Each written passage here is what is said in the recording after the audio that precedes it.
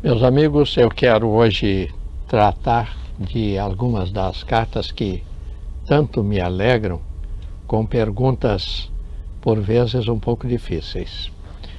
Aqui está este pedido. Eu peço uma explicação para Apocalipse capítulo 17 e verso 11. Eu acho que ler o verso 11 de 17 não vai realmente resolver o nosso problema. Nós temos que ampliar um pouco a visão, e aí é que necessariamente precisaríamos de mais tempo. No capítulo 12 de Apocalipse, nós temos realmente o início desta caminhada das chamadas bestas. A besta que saiu do mar, a besta que saiu da terra, o dragão. E nós lemos aqui alguma coisa muito impressionante. A oposição de Satanás a Jesus Cristo era uma forma de realmente incentivar os crentes a uma vida de maior fidelidade. E o Apocalipse trata disso. Então, o Apocalipse diz: alegrai-vos céus, vós que nele habitais, mas ai da terra e do mar, porque o diabo desceu a vós com grande ira, sabendo que o seu tempo é curto. E eu quero dizer que essa palavra de Apocalipse 12 confere com esta sua do capítulo 14, mas antes nós temos o capítulo 13, que traz outros ensinos. Vi subir da terra uma besta que tinha 2 chifres semelhantes a um cordeiro, mas a fala era de dragão. É a hipocrisia de Satanás. Aparentemente é um cordeiro, no fundo é Satanás. Estava ouvindo no rádio de moças que foram levadas para a China para prostituírem, moças que saíram do Acre para Rondônia para prostituir. É o engano de Satanás. Mas a minha alegria é dizer que nesse capítulo 14 já aparece o início do fim de Satanás. Estas bestas, estes hipócritas, estes fingidos, estes mentirosos, Satanás será destronado e a vitória é de Jesus. Leia, por favor, calmamente na sua casa, Apocalipse 12, 13, 16 e 17, e entenderá perfeitamente o sentido da sua dúvida e da sua impressionante consulta. Nós usamos de acordo. Enche o programa, muito melhor. A gente vai.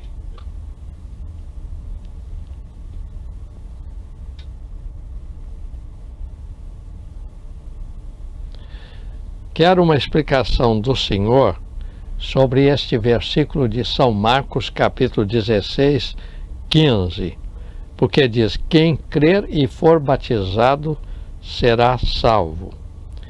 A minha pergunta diz respeito ao fato de que na minha igreja se diz que o batismo não salva, mas aqui está dizendo: quem crer e for batizado será salvo.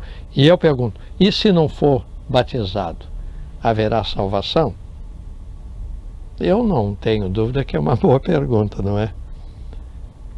Realmente o batismo não salva. Quem salva é Jesus. Quem salva, quem purifica o pecado é o sangue de Jesus. A salvação vem mediante o arrependimento e a fé. Mas o batismo é um ato de obediência. Leia, por exemplo, lá em São Lucas 23, aquele ladrão que converteu na cruz, ele disse a Jesus: lembra-te de mim quando entrar no teu reino. Jesus disse: hoje mesmo estarás comigo no paraíso. Ele não foi batizado, mas aquele eunuco do capítulo 8 do livro de Atos, ele ouviu falar que Jesus tinha morrido por ele, que tinha dado a vida, derramado o sangue para salvá-lo, e ele disse assim: eu aceito. E andando naquela carruagem, ele disse a Filipe: ali tem água, por que o senhor não me batiza agora? Então, eu quero deixar bem claro: se você crê em Jesus, você deve ser batizado em nome do Pai, do Filho e do Espírito Santo, que é a forma de fazer parte da igreja, que é corpo de Cristo entre nós. Outro dia um jovem me disse: eu me converti, mas eu só vou batizar daqui a 7 meses. Eu digo, olha meu filho, a pessoa que converte quer ser batizada no dia seguinte. E numa celebração de ceia aqui na igreja, eu pedi que os que estavam tomando a ceia pela primeira vez viessem à frente. Vieram cerca de 5 pessoas. A primeira que eu perguntei disse, essa que está à minha direita eu trouxe para Jesus. E essa que eu trouxe para Jesus já ganhou outra. Quer dizer, era uma senhora que estava tomando a ceia pela primeira vez e já era a avó espiritual de uma pessoa. Esse é o caminho. Se você crê em Jesus, busque obedecer no batismo em nome do Pai, do Filho e do Espírito Santo, e é uma alegria para você mesmo. Amém.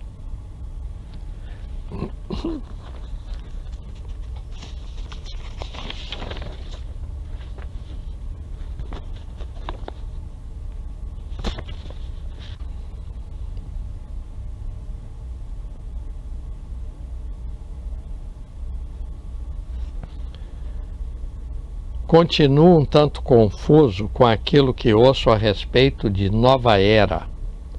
Será uma nova igreja?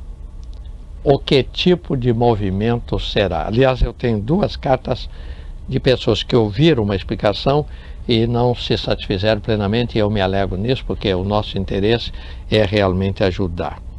Durante um dos encontros de evangelização em Berlim, estávamos na companhia do evangelista Billy Graham, e surgiu lá um problema do que eles então chamavam de nova moralidade.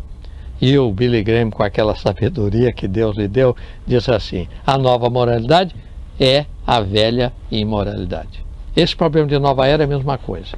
O que se tenta é dizer que pelo mistério, pela êxtase, pela meditação que chamam transcendental, nós conseguimos levantar Deus que está dentro do homem e então operar o que Deus quer. Quer dizer, a ideia é que Deus está dentro de cada pessoa, mas o ensino bíblico é o contrário. Jesus entra na pessoa, o Espírito Santo habita na pessoa que aceita Jesus como Senhor e Salvador. Este problema de nova era, estes filmes utópicos, esta lei de que quem morre vai reencarnar outra vez, de quem vem, isto tudo não está na Bíblia, mas está na mente de muitos. E o que eu quero é que você procure aqui nesta palavra e vai ter todas as respostas para aquilo que o seu coração pergunta. E que Deus o ajude a assim fazer.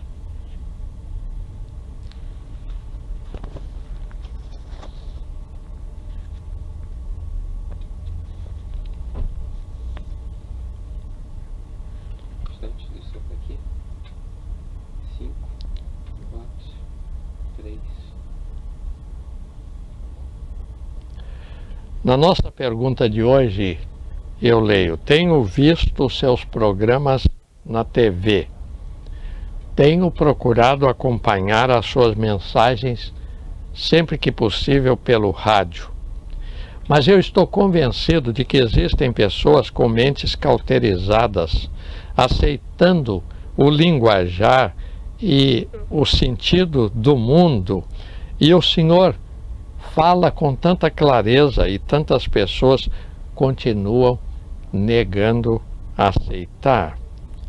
Alguns dizem que não há mal nenhum em fazer mazelas as mais diversas, inclusive os palavrões mais ousados, e eu quero que o senhor me diga se isto está, mas não está, você já sabe que não está certo.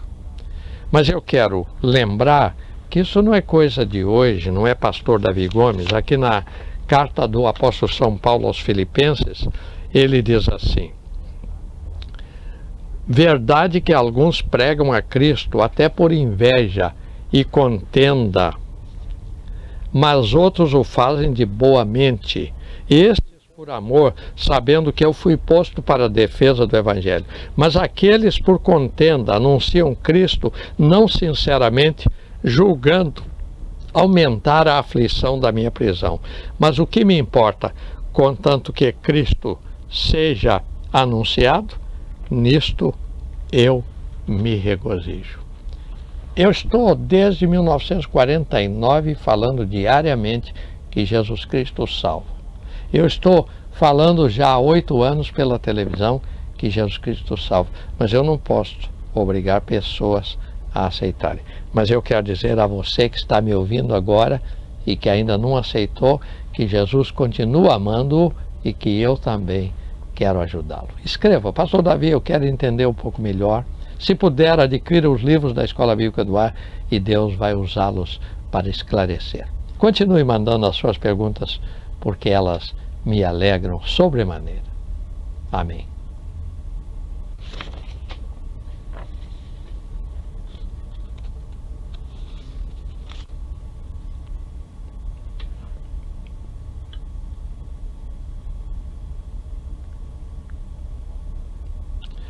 A nossa pergunta de hoje eu quero complementar, atendendo a um ouvinte, esta observação. Ouvi uma resposta que o senhor deu a respeito das tatuagens, mas quero pedir um pouco mais de luz neste tema. Para mim, as tatuagens retratam algo escondido nos corações, que são contrárias ao Senhor Deus.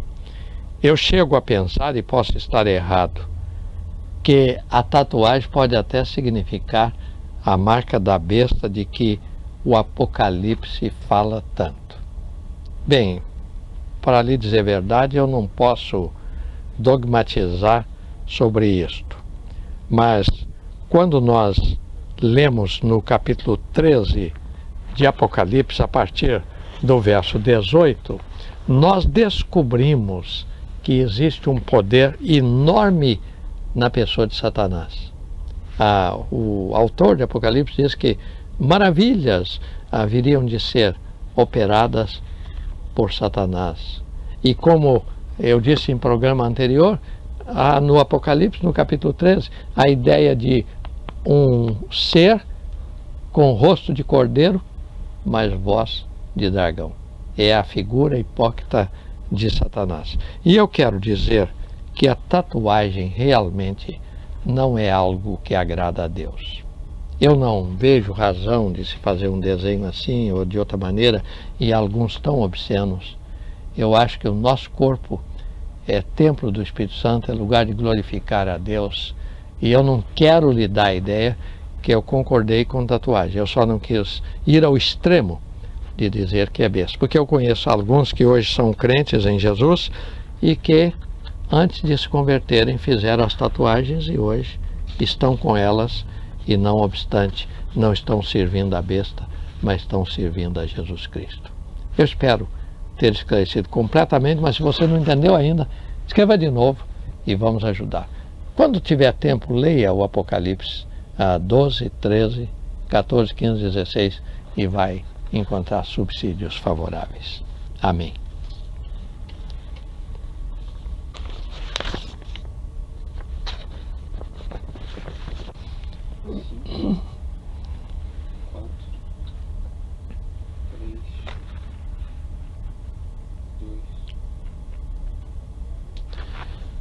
Quero uma palavra dos senhores sobre o assunto intitulado predestinação. Eu tenho ouvido muita coisa sobre isto, mas agora começo a ficar um tanto confuso e quero agradecer a resposta que o senhor der. O tema, amigo, é muito difícil mesmo e eu trato deste tema no meu livro Teologia Prática, o volume 1, quando eu discuto a pessoa de Deus. Recebi neste dia, quando estou fazendo esta gravação, o telefonema de um senhor, um dono de uma loja aqui no Rio, e ele me declarou o seguinte: Pastor Davi, eu quero aproveitar esse telefonema para agradecer ao senhor que há 3 anos atrás eu me converti a Jesus Cristo. E eu quero que o senhor saiba da minha alegria. E eu imediatamente disse a ele: olha, no capítulo 1 de Efésios está escrito assim: Bendito seja o Deus e Pai de nosso Senhor Jesus Cristo, o qual nos abençoou com todas as bênçãos espirituais nas regiões celestes em Cristo, como também nos elegeu nele antes da fundação do mundo, para sermos santos e irrepreensíveis diante dele em amor. Paulo está dizendo aqui que ele considerava a sua salvação como algo eterno, como algo que Deus fez antes que ele nascesse. E no capítulo 1 de Gálatas, ele diz assim, e isto aqui me maravilha: quando aprove a Deus, que desde o ventre da minha mãe me separou e me chamou para a sua graça, revelar seu Filho em mim, para que eu o pregasse entre os gentios, não consultei carne ou sangue.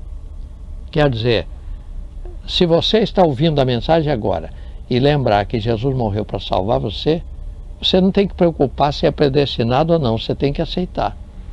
Porque Jesus morreu para que todo aquele que nele crê não pereça, mas tenha vida eterna. Não é dizer eu creio em Deus, é fazer o que Deus manda.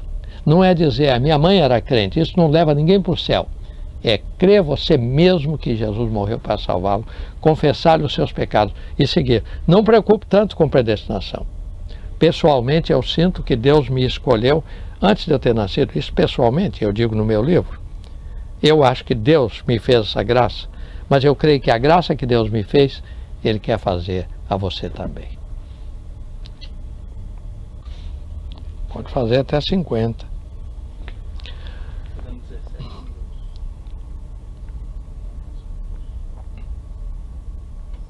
Mais uma completa.